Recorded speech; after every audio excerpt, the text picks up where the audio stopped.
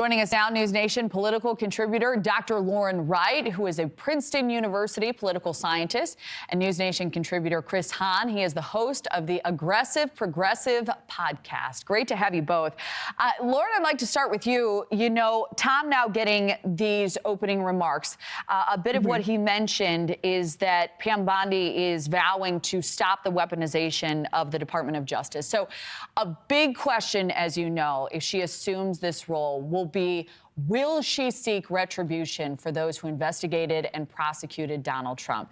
She said in the DOJ, quote, "The prosecutors will be prosecuted, the bad ones, and the investigators will be investigated." When pressed on this, Donald Trump himself has said he wants her to do what she wants to do. So there's a little room for some clarification here. How do you anticipate the senators will drill into these statements today? Well, she'll just be asked for clarity on those past remarks, and those are very fair questions. I think Trump's comments that you just mentioned gave her incredible leeway. And a lot of the time what happens, whether it's the Justice Department or any of these other big cabinet departments that sometimes have hundreds of thousands of employees, is there's a controversial nominee, then they sort of become more like a typical bureaucrat. And so if I had to take a guess, I'd say that she's going to be, she's going to have a lot to do besides focusing on this weaponization issue. And she'll probably become more like a typical attorney general than we might have expected. I think the fact that Matt Gaetz was so controversial helps her incredibly. The fact that Durbin is going to drill in on her lobbying background from years ago and not the 2020 election denial and not some of the Trump loyalty issues, I think is very telling. I also expect a very smooth process here with Pam Bondi. All right. So, Chris, to widen the scope a little bit on this, it is well known that Pam Bondi has been loyal to the president-elect for years. Senators say they want to ensure in this role her loyalty is to the Constitution above all else. Now, arguably, one of the biggest points of contention here is likely her history representing Trump during his impeachment trial, the first one. What do you see as a main line of attack on this today? And how does she most effectively counter, in your view? I don't think attacking an attorney based on a client they had and a position they took on behalf of a client is ever a successful line of attack. I'm an attorney myself. Everyone's entitled to representation, vigorous representation. We have an adversarial process. Look, I don't like what went down in 2020. I've been very well, outspoken on that. I don't like the position she took, but she was an attorney taking a position on behalf of a client. And I think, as Lauren said, she has been greatly helped by the fact that she is not Matt Gaetz. Matt Gaetz was a completely ridiculous pick for attorney general. I think Pam Bondi has experience as a state attorney general. I think she's going to have a smooth confirmation. She's going to have to answer some questions today. I think she's perfectly capable of answering those questions. In fact, I think I just gave the answer.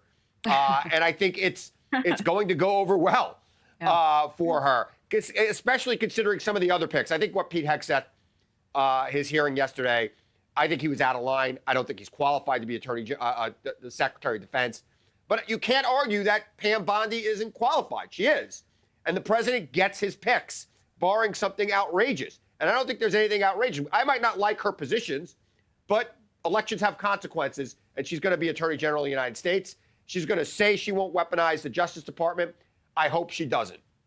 Let's drill into some of the issues she may find herself feeling questions about today and as we look ahead. But, many speculate that Gaetz nomination or talks of it was a strategy play. So it's interesting you both brought that up. Lauren, Trump plans, the scope of his legal authority as president may come into the discussion today, including his stated plans to end birthright citizenship, pardoning defendants connected to January 6th. How sharply do you think these issues may come into focus as she fields these questions from senators? They'll come into focus. I think she's very well equipped to answer them. But it's also really important for these Democratic senators to remember that Trump won the election pretty handily because the American public decided that they actually didn't care all that much about Trump's legal controversies. It wasn't even in their top 10, 15 voting issues. And the hearings after he was elected in 2016 were much more contentious than these will be because the American public really has spoken as far as what their priorities are.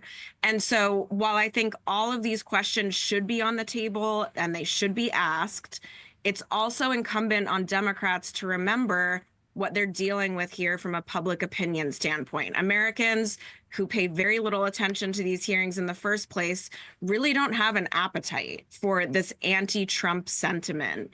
And that's why you're seeing sort of a different plan of attack between some moderate and progressive Democrats. Yeah.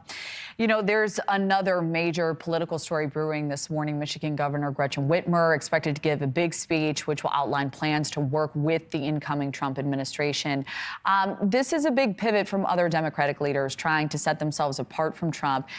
Chris, do you expect other leaders may go down this path? And also, you know, Whitmer's been shortlisted as a potential big leader in the Democratic Party. What do you make of this as a political move? I am a big supporter of Big Gretch, as Lauren knows very much. She is one of my favorite governors. She took a state that was trending red and made it bright blue. And I think that her tact is right. You've also heard people like Wes Moore saying, I am the governor of Maryland. I am not the leader of the resistance. I expect her to say something very similar today. I think we're in a situation right now where Donald Trump's going to be president for the next 4 years. He cannot run for re-election. If there is common ground to be found, Democratic governors should find that common ground. If there is a cause to push back on him, they should push back on him when that cause arises. But they shouldn't just be pushing back for pushing back's sake. They should find a way to serve their state, build the party, rebuild the party, and move on. Because in 4 years, there's going to be another person at the top of the ticket for the Republicans. And Gretchen Whitmer may well be the person on the top of the ticket for the Democrats. And I think she'd be a fantastic choice because I think she's done a great job in Michigan. And again, she has a way of reaching out to that working class voter that Democrats have been losing for the last 20 years. So, you know, let's see what she says today. But I'm optimistic about that tactic in fighting back against Trump and moving the party forward. You know, Lauren, we've got about 20 seconds left, but how do you think this will be received by Republicans? I totally disagree with my friend Chris here. I think bright blue Michigan, Chris, you got to get your eyes checked from the last month or so. I mean, look, the problem with Whitmer's pitch to the other side is she has a record just like Harris did. She had really unpopular lockdown policies. Kids were out of school for almost a year. She shut down gardening centers. Then she ran away from that position. She's flip-flopped. I totally disagree with her ability to connect with the working class. I think that's why Michigan's been trending the other direction. All right, we'll have to leave it there. Dr. Lauren Wright, Chris Hahn, it's always fun. Thank you both.